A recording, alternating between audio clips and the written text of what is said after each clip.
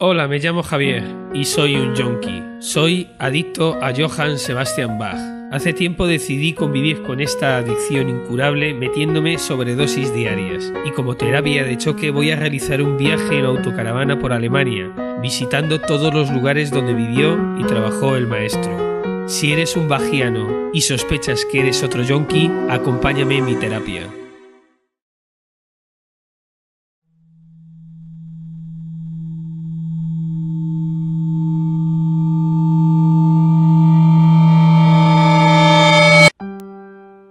Mi adicción me llevó hace 2 años a hacer un programa de radio que después se transformaría en podcast.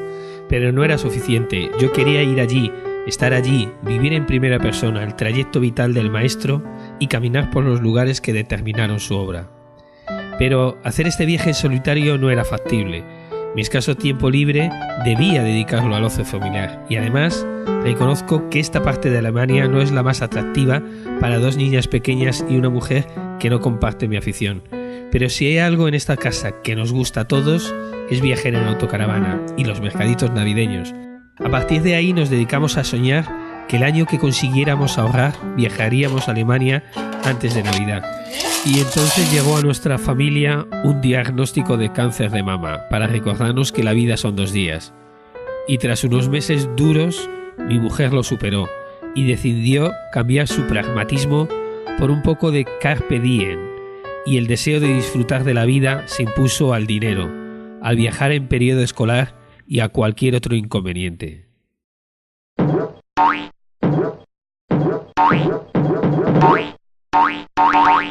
Bueno, yonkis, empezamos con nuestra terapia. En primer lugar, os muestro cuál será la ruta. Menos Luneburgo, en el norte de Alemania, visitaremos todos los lugares donde vivió y trabajó Bach. Mi viaje en autocaravana lo realicé de una manera cronológica exacta, aunque eso supuso realizar en ocasiones más kilómetros.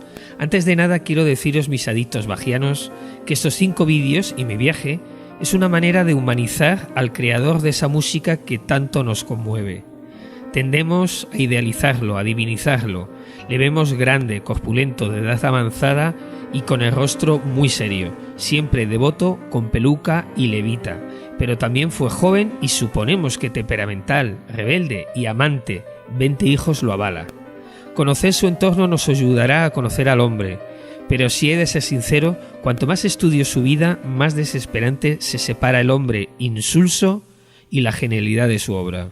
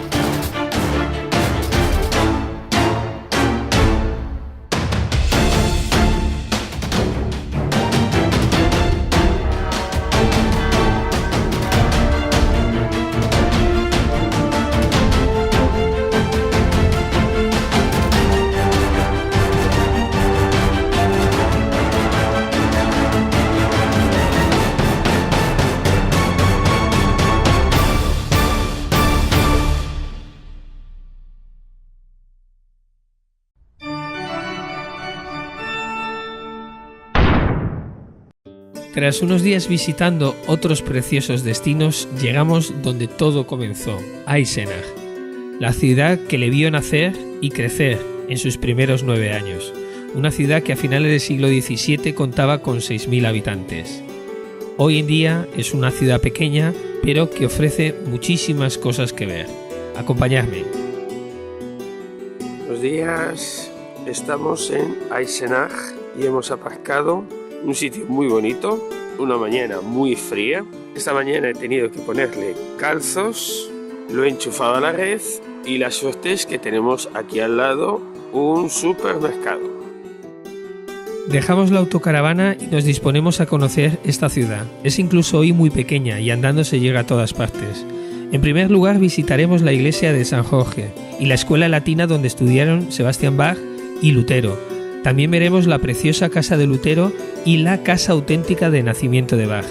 Entre otras cosas también visitaremos la casa museo y la primera residencia de la familia en Eisenach. Según Spita, uno de sus primeros biógrafos, Eisenach era crisol de la música alemana y encrucijada de todas las corrientes culturales de la época, pero actualmente se escribe que era un pueblo apartado, provinciano, muy pobre tras la guerra y con un sistema educativo arcaico. El joven Johann Sebastian no tuvo en su infancia ningún referente que explique al nivel donde llegó. Él mismo decía que toda su vida fue autodidacta. Llegamos a la plaza donde se concentra, igual que antaño, cuando el pequeño Sebastián correteaba por aquí, los 4 poderes: el gobierno local con su ayuntamiento, la aristocracia con su palacio y el coro musical de la escuela y la iglesia representada en la iglesia de San Jorge. El templo por fuera es bastante feo, pero hay señales que nos recuerda por qué estamos aquí.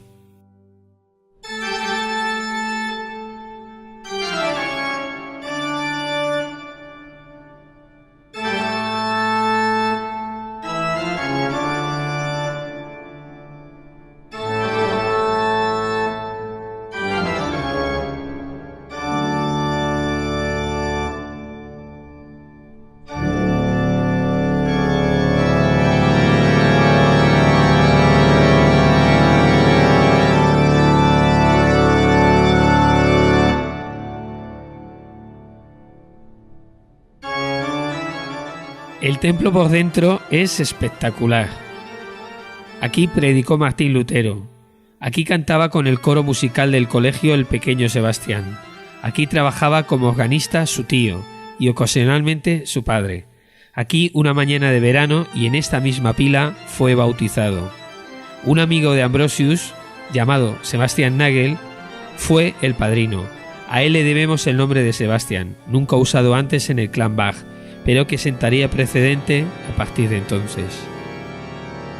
Chicos, aquí fue bautizado. En esta pila todo empezó.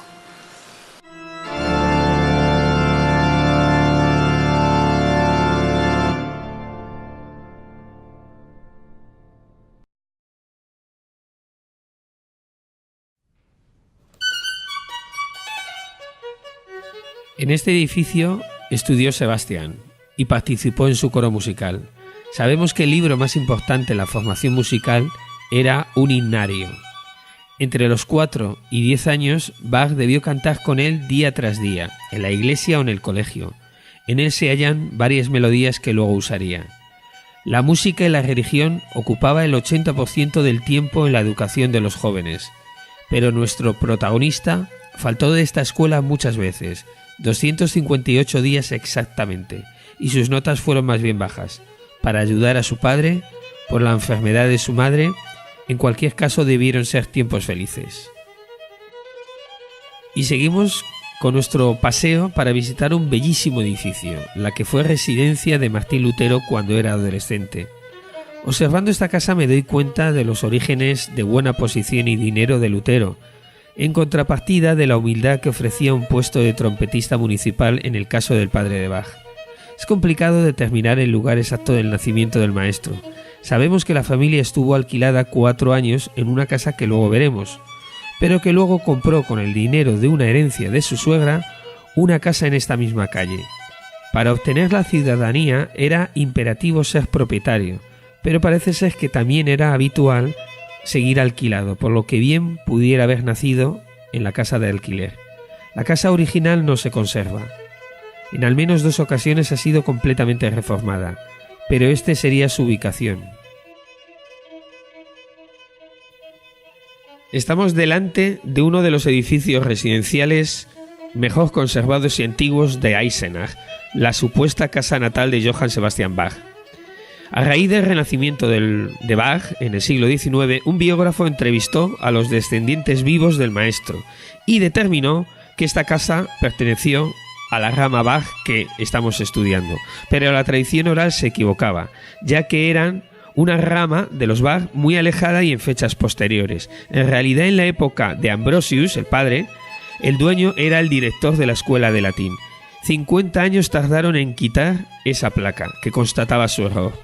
En 1907 se inauguró el primer museo que se realizaba de Bach en el mundo, y 100 años más tarde se reabrió la ampliación que vemos hoy en día. Lo primero que nos encontramos cuando llegamos a la plaza es la monumental escultura del maestro. Fue la segunda escultura que se realizó de Bach y la primera de cuerpo entero. Impresiona descubrir los nombres ilustres que encargaron y pagaron este monumento. Clara Schumann, Franz Liszt, Joseph Joachim, Johann Brahms y la reina Victoria de Inglaterra. Su primera ubicación fue delante de la iglesia de St. George, en esta misma ciudad. Detrás se observa una placa de Santa Cecilia que originalmente estaba en la base de la escultura. Pues entremos a disfrutar del museo.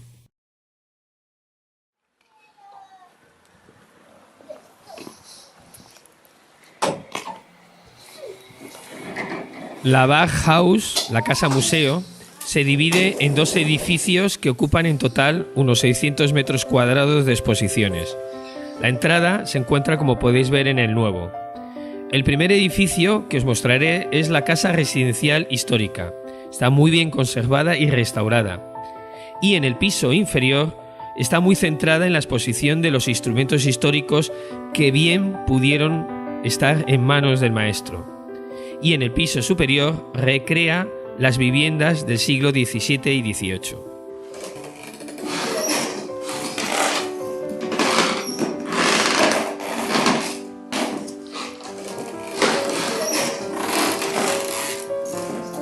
La residencia histórica originalmente se distribuía como cualquier casa barroca burguesa de la época. La parte de abajo estaba dedicada al almacenaje de granos y animales. Inclusive el bello jardín que vemos actualmente se dedicaba a pastizal y al cultivo, muy diferente al ambiente elegante que vemos hoy en día.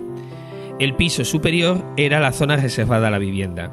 Hay que decir que este museo tiene muy pocas partituras autógrafas. La sociedad Bach, cuando comenzó a recabar documentación para hacer el museo, se dio cuenta que el 80% de esas partituras ya estaban en manos de la Biblioteca de Berlín y en manos privadas, y que no tenían suficiente dinero como para poderlas comprar. Destaco principalmente la ambientación histórica del museo. Está muy lograda, con piezas originales de la época. A destacar, el violín trompeta. Parece ser que en Köthen había 2 unidades. Y el cáliz de cristal. Es el único objeto personal que conservamos del maestro. El logo del museo reproduce el grabado que tiene este cáliz. También destaco 2 dibujos de los hijos mayores de Bach. Y para terminar, unos óculos y un grabado quirúrgico que nos recuerda la operación que el charlatán Taylor, así le llamaban, realizó a Bach y a Händel, y que fue causa de su muerte.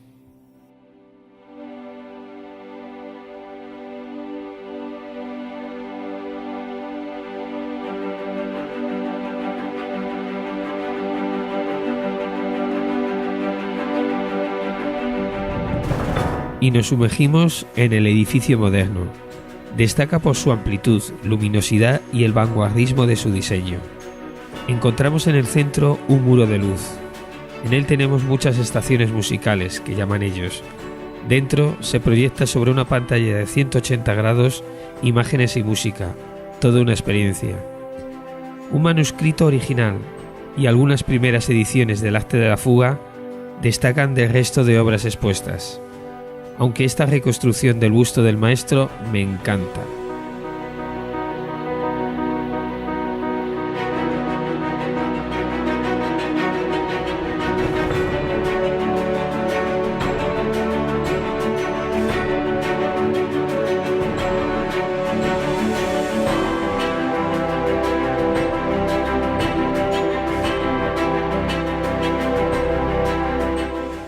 Pero donde mi adicción encuentra una sobredosis es al ver, al fondo de la sala, los 3 retratos de Bach.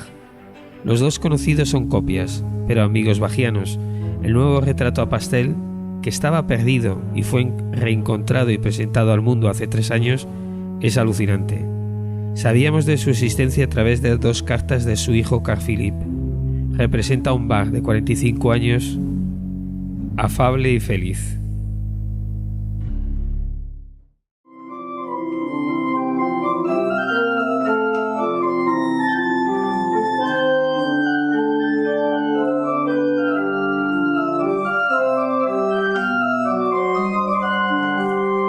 Y por último disfrutamos de un breve concierto en la sala de instrumentos, incluido en nuestra entrada. Esta sala cuenta con 28 instrumentos originales barrocos.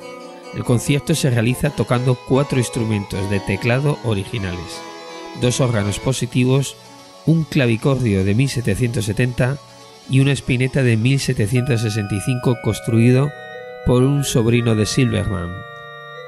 También este hombre toca en una copia de un clavecín construido por Heinrich Hart, el fabricante de claves favoritos supuestamente de Bach.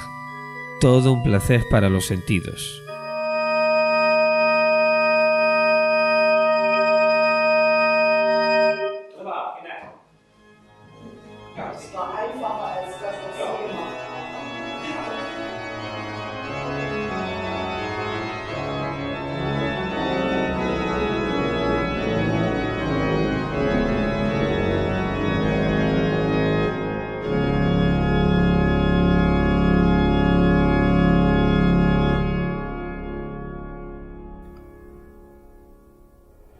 Volvemos a la calle y comprobamos que sigue haciendo mucho frío.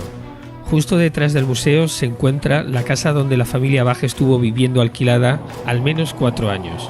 Es una casa particular muy bien conservada. Y de regreso al vehículo visitamos la casa más estrecha de toda Alemania. ¿Suena alguno? Sí, suena todos. Sonar, venga.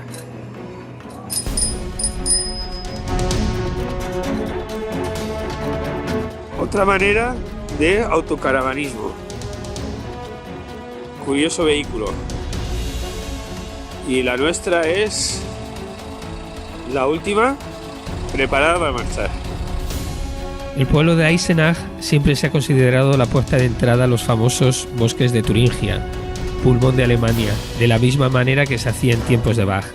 Ahora visitaremos el famosísimo castillo del Wartburg, tan importante en la historia de Alemania y posiblemente la referencia más poderosa en la infancia de Sebastian.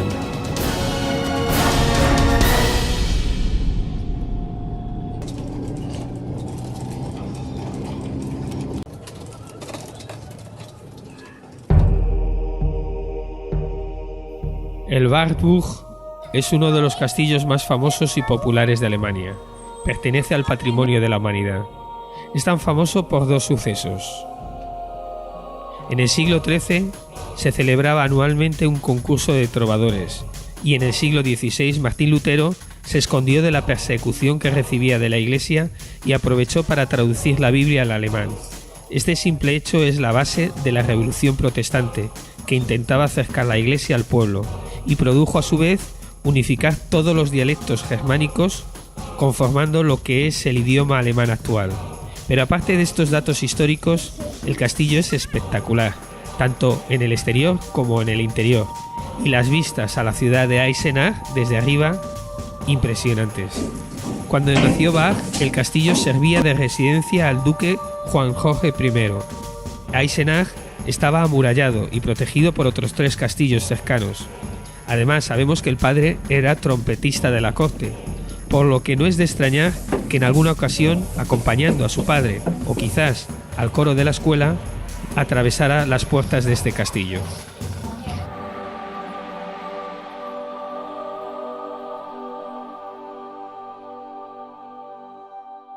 Se nos ha hecho de noche dentro del castillo y antes de irnos de este bosque aprovechamos para comer. Nos han comentado que las fiestas en verano en esta fortaleza son magníficas y que se puede subir en burro, pero ahora en diciembre a las 4 de la tarde ya es de noche. Regresamos a Eisenach.